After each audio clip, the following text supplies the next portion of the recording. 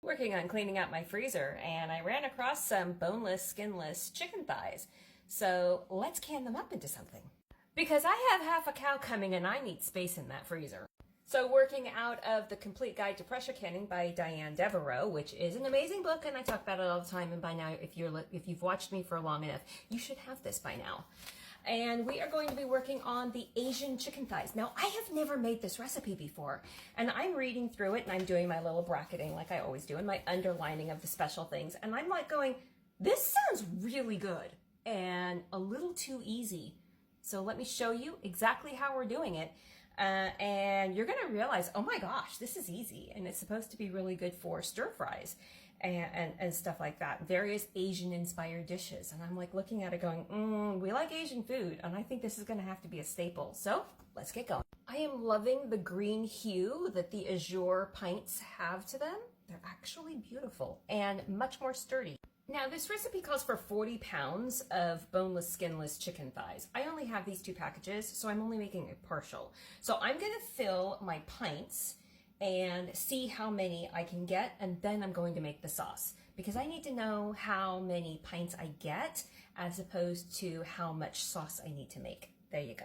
This is also working on a much different basis for the recipe. You're starting with cold jars, cold meat, and then making the sauce, and then putting it all together, putting it in a cold canner, and then slowly bringing the temperature up. I need scissors. So I have my jars, I have clean hands, and I'm going to take the chicken, the thighs, and I'm just going to cold pack them in here, leaving 1 inch of headspace.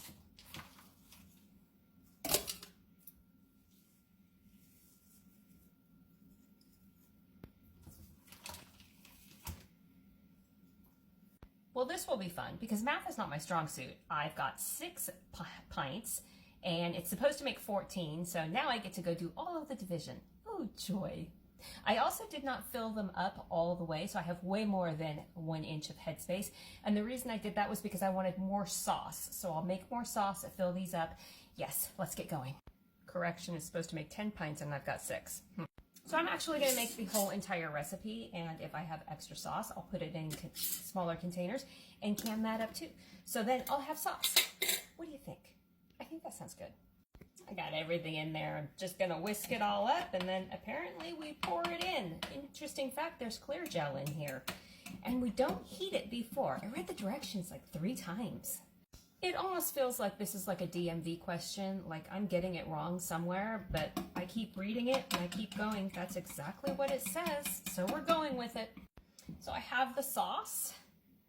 I have the jars. We're gonna pour it in with 1 inch headspace. I got my measuring tool. Let's get going.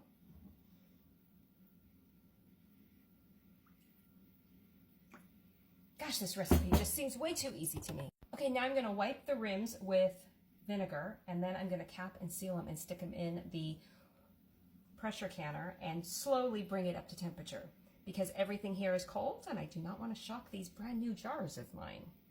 And what did you think of the sauce, sweet dear one over here? It is delicious. Is it? I can taste brown sugar, honey, and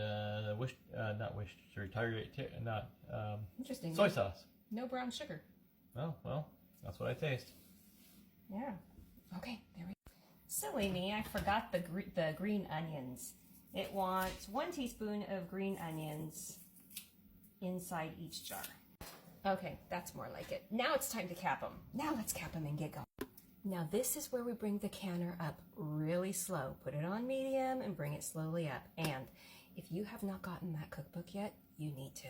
I so desperately want to go to a fire pit hangout that just started like 20 minutes ago. So we are going to, we're going to release this and we're going to get going as soon as we possibly can. Because, you know, this girl needs some community time. And I got friends waiting for me. And I'm 12 minutes late. Okay, 18. Who's counting? Oh, it looks so good. Doesn't it look good? Oh my gosh, I can hardly wait to have this, like, literally in the Instant Pot, make some rice and throw this over it with some veggies, and you've got dinner. Like, dinner in less than 10 minutes. Smells awesome. It smells awesome, yeah. The Peanut Gallery said it smells awesome. Cheap seats too. Cheap seats, and we love his opinion. Okay, I'm gonna tell you what. I'm leaving this on the counter. You guys have a great day out there. I'll see you later when I'm cleaning up the jars. I got a fire pit to go hang out around. Bye, you guys. You know I've been working on cleaning out my freezer. I don't even know how to tell you how much this actually cost.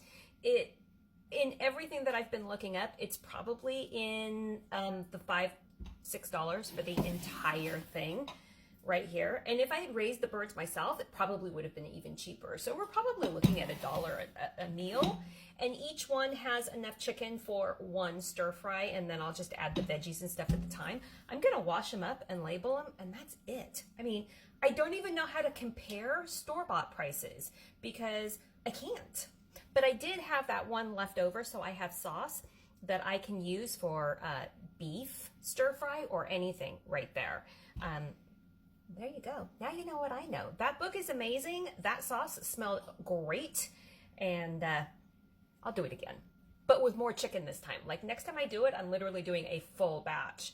But this one was just to clean the freezer. We're still on cleaning the freezer because the butcher called me and my cow is ready. Half a cow, it's ready. I might be stressing just slightly. Oh, don't forget to label.